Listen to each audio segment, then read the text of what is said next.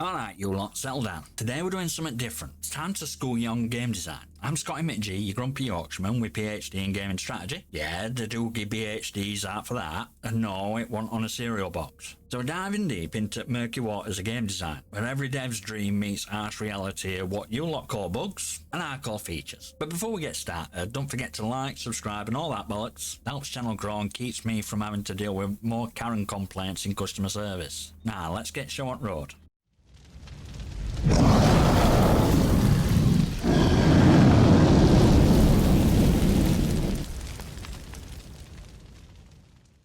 Now that you're subscribed, made me a tiny bit happier, let's talk about core principles of game design. Yeah, there are principles, it ain't just a chaotic mess of code and caffeine. First up, we got mechanics. Think of these as rules at game. It's what you can do and what you can't do. What happens when you try to do what you shouldn't. It's bread and butter any game. Without it, you're just staring at a fancy screensaver. Then we got dynamics. This is how mechanics interact when you throw players into the mix. It's experience you get when you start mucking about with game, like unpredictable chaos in multiplayer match when everyone's convinced they're a tactical genius. Finally, there's aesthetics. This isn't just about looking pretty, though it helps. It's about how the game makes you feel. Is it intense, exciting, or does it make you want to help controllers through telly because you can't get past that one bloody level? Together, these principles form holy trinity of game design. Get them right, you got yourself a winner. Mess them up and you'll end up as another cautionary tale on Reddit. That's your crash course in game design principles. Next, we're diving into the world of game genres. Each one is like a different flavour of crisp. Some you can't get enough of, some you wonder if developers were just having a laugh. First up, let's talk first-person shooters. These games are all about fast reflexes, precision aiming and trying not to get called a noob by a 12-year-old.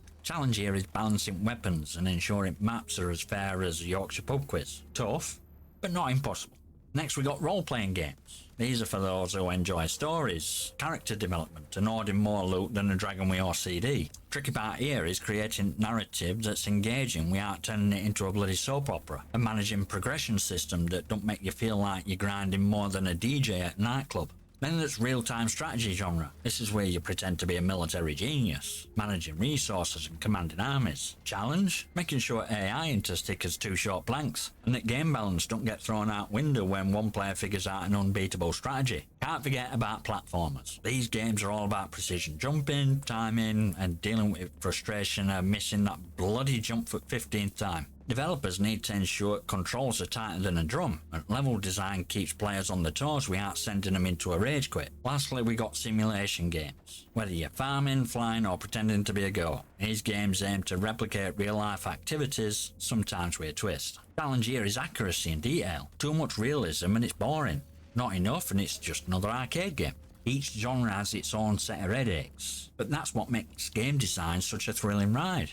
Now we've sorted out game genres, let's get into nitty-gritty of game development. First off, we got concept phase. This is where some bright spark has a eureka moment in shower and decides to pitch it to the team. It's all about brainstorming and sketching out initial ideas. It's like drawing on a beer mat at a pub. If it sounds good after a few pints, it's worth a shot. Next up, design phase. Here we flesh out that half-baked idea into somewhat resembling a game. Mechanics, story, characters, levels, all that jazz. It's like planning a road trip. You know where you want to go, but you're still figuring out route and hoping car don't break down.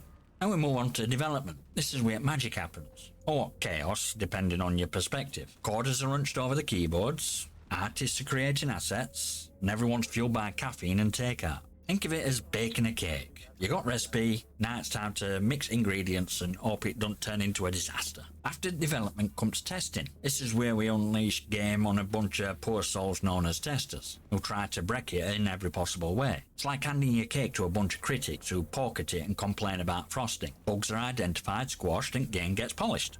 Finally, we reach release phase. Game gets shipped out to masses and developers hold their breath, hoping it's more of a hit than a flop. It's like throwing a party and praying someone shows up. And of course, there's inevitable day one patch because, let's face it, something always goes tits up. That's game development process in a nutshell. Concept, design, development, testing, release. It's a rollercoaster of excitement, frustration, and sometimes sheer panic.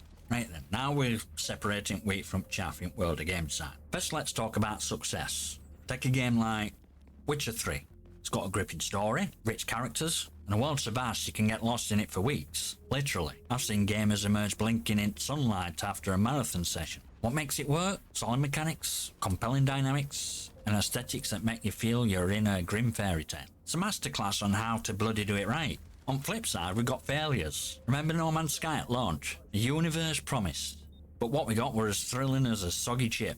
Mechanics were there, sure, but dynamics, non-existent. And aesthetics? Well, they were about as inspiring as a rainy day in Skeggy. It's prime example of biting off more than you can chew and serving up disappointment on a cosmic scale. And then there's those games that fall somewhere in between, mixed bag of triumphs and faceplants. Games like Anthem. It had potential, flying around in mech suits and shooting stuff, but it was as deep as paddling pool and twice as empty. Mechanics were slick, but dynamics felt they were stuck in a loop. And aesthetics? Well, let's just say it was like trying to make a silk purse out of sow's ear. Learning from these successes and failures is crucial in game design. It's about understanding what works, what doesn't, and why. So next time you're raging at a bug or praising a masterpiece, remember blood, sweat and pixels that went into it. Well, you made it to end, didn't you? Congratulations. You're either a true gamer and aficionado or you've got naught better to do. Either way, I'm chuffed you stuck around. Remember, every game out there, from ones that make you cheer to ones that make you want to throw your controller, has been crafted with a mix of passion, frustration and a fair bit of swearing. So next time you're about to mourn about a bug or rave about a brilliant mechanic, spare a thought for devs behind curtain. Nah, don't forget to smash that like button, hit subscribe and leave a comment below with your thoughts and gaming stories. I might just feature them on channel, and I'll see you next time, you magnificent